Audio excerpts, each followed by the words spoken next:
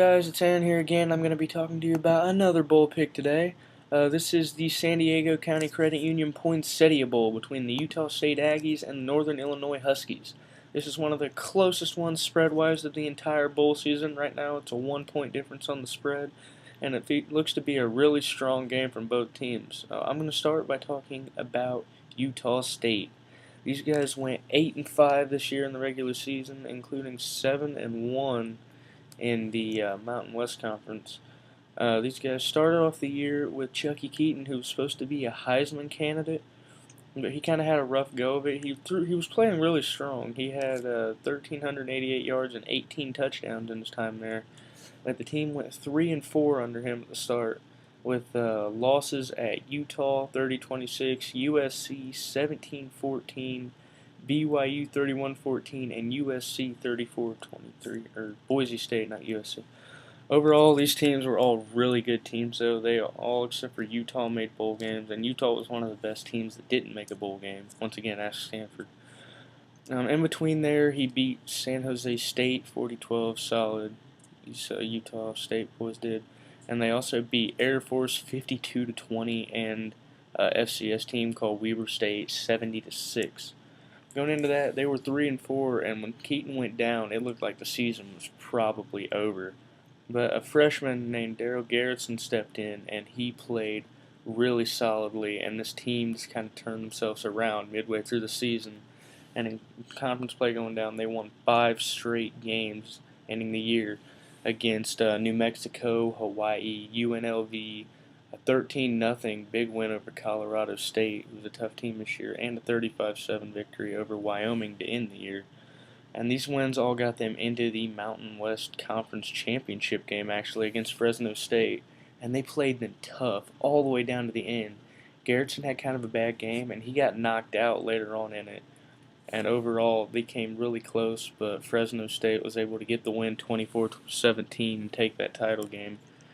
Kind of revenge, I guess, for them after losing their BCS hopes. This team played really good defensively. They were top 10 in the nation in points against and in rushing yards allowed. They only gave up 107 rushing yards a game, and they only gave up 17 points a game. That's 7th in the nation. On offense, they're pretty balanced. They pass about 242 yards a game and run for about 178, both right around 55th, 54th in the nation. They gave up, like I said, 17 points a game. But they scored 32 points a game, one of the better point differentials in college football. These guys were just overall a pretty solid team, and one of the best non-BCS conferences. They have a little bit of growing to do, and Garrison, for a while, they were worried he wasn't going to be able to play because he had a concussion in that conference championship game, but he's been ruled good to go, and he will be playing against Northern Illinois tomorrow. Now on to Northern Illinois. The Jordan Lynch show continued this year. He was unbelievable. I had the privilege of seeing these guys this year. I went to the game Ball State played at Northern Illinois, and it's something else to watch these dudes, man. Jordan Lynch, he was a monster all year. Really good runner, really good, not a bad passer. He has a little bit of an average arm. I'm not going to lie about it. Overall, they looked solid. They had BCS title, or not title, but BCS bowl hopes again this year, going 12-0 in the regular season, including huge win at Iowa 30-27 to start the year. Then they beat Idaho, Eastern Illinois. They drilled Purdue out in the Big Ten at Purdue. They won at Kent State, beat Akron 27-20, beat Central Michigan away, beat Eastern Michigan, beat Massachusetts, all the games they were supposed to. Ball State was supposed to be their biggest competition in the MAC West, and a huge 21-point advantage in the fourth quarter gave them a 48-27 win there. They beat Toledo 35-17 at the Glass Bowl and ended the year with a 33-14 win against Western Michigan that had them hoping to get Jordan Lynch into the Heisman race and also for a BCS Bowl. Man, the MAC championship against Bowling Green, Jordan Lynch got limited. They contained him, made him pass more than run, and it really showed his weaknesses with passing the ball because they only put up 27 points, one of their lowest on the year, and they gave up 47 points in a drilling in that MAC championship game and lost all BCS title hopes. Or bowl game, I don't know why I keep saying title. Anyways, Lynch threw for 2,600 yards and ran for 1881. And if he can run for 119 yards in tomorrow's game, he'll be the first quarterback to ever both pass for and rush for 2,000 yards. I'll talk about these guys.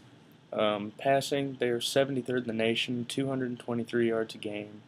They're not a huge passing team. They're all about the option and the running game. They average 312 yards rushing a game. That's fourth in the nation. They're top 10 in scoring with 41 points a game, and however, they gave up 25 points a game on defense, which isn't bad, but it's kind of middle of the pack. It's 55th in the nation. These guys, if they can't run the ball, they kind of struggle. Ball State was able to contain them a little bit early on in that game, and that's what let Ball State get out to a lead early on.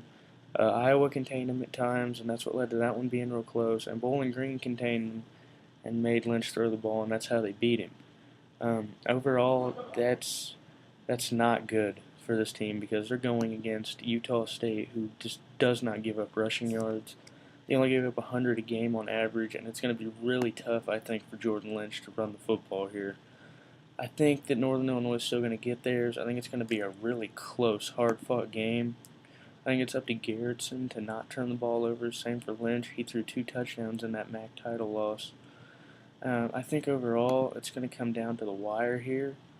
Garrettson's going to play pretty solid. Utah State's going to run the ball a lot.